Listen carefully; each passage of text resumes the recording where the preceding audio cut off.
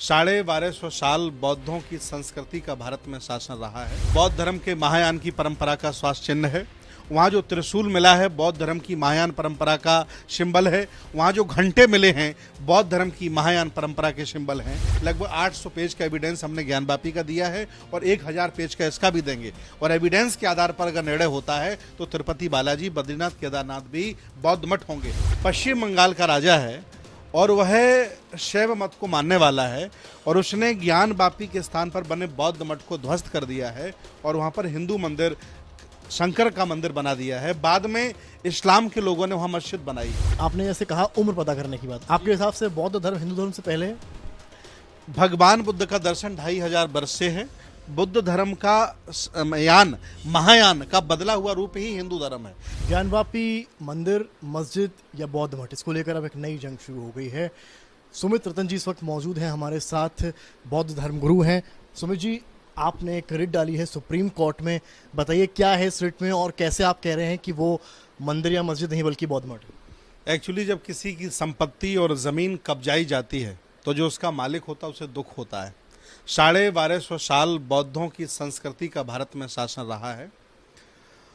इस्लाम को 1400-1500 साल हुए हैं और जो ब्राह्मण धर्म है और जो देवी देवताओं का काल है इसकी उम्र 1200 साल है। गुप्त काल के बाद मैं भारतीय इतिहास का विद्यार्थी हूँ। हमने जब इतिहास पढ़ा तो पता चला कि राजा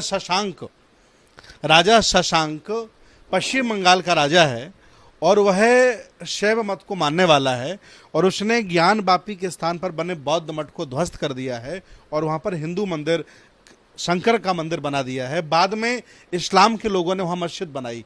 जब ये बात हमें पता चली, जब हमने तमाम इतिहास खंगाला, तमाम भाषाओं के इतिहास खंगाले, तब जाकर के पता चला हमें।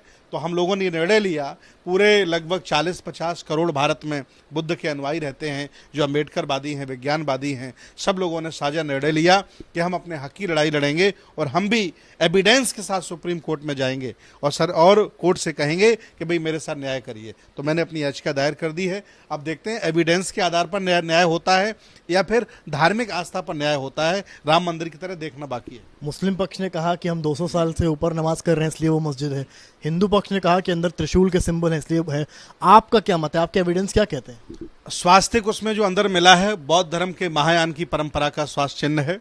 वहाँ जो त्रिशूल मिला है बौद्ध धर्म की महायान परंपरा का सिंबल है। वहाँ जो घंटे मिले हैं बौद्ध धर्म की महायान परंपरा के सिंबल हैं। वहाँ जो ब्राही लिपि मिली है, धम्म लिपि मिली है, इसका जन्म गुप्त काल से बहुत पहले हुआ है। पाली भाषा और धम्म लिपि के बाद परिष्कृत करके संस्कृत बनाई गई है। वहाँ संस्कृत कोई भाषा नहीं मिली, वहाँ पाली भाषा मिली है, धम्म लिपि मिली है। इस आधार पर हमने एविडेंस के आधार पर और वेंगसान फायान की यात्रा का भी जिक्र किया है।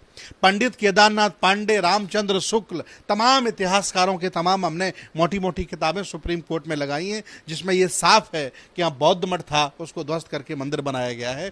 अब देखते हैं एविडेंस के आधार पर निर्णय होता है या आस्था के आधार। आपने कहा कि त्रिशूल से लेकर स्वास्तिक सब बौद्ध धर्म को लेकर है।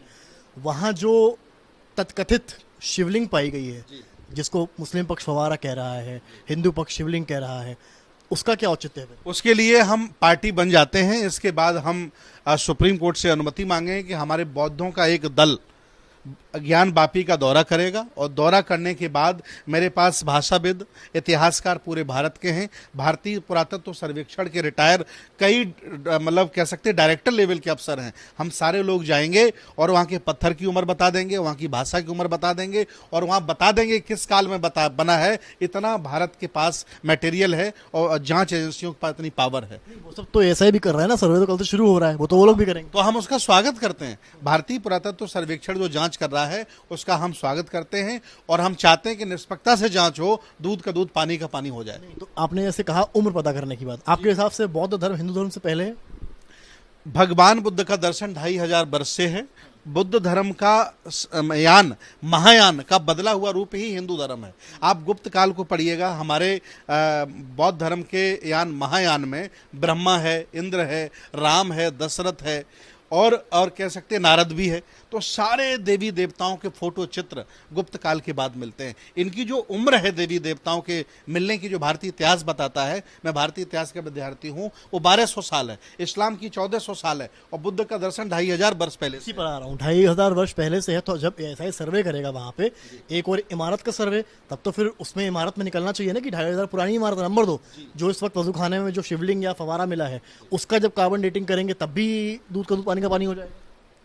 उन्हें जांच करने दीजिए। अगर मस्जिद निकलेगी तो मस्जिद वालों को मिल जाएगी, मंदिर निकलेगा तो मंदिर वालों को मिल जाएगा, और अगर बौद्ध मठ निकलता है एविडेंस के आधार पर तो हमें मिल जाएगा। क्या फर्क पड़ता है, हम तैयार हैं। आप केवल ज्ञानवापी को लेकर ही आपने ये रेड डाली है और भी अन्य मंदिरों को लेकर भी? अभी ज्ञानवापी का जिक्र किया, इसके बाद तिरुपति बालाजी चूंकि बुद्ध की मूर्ति है आज भी, इसके साथ साथ बद्रीनाथ केदारनाथ भी बौद्ध मठ हैं।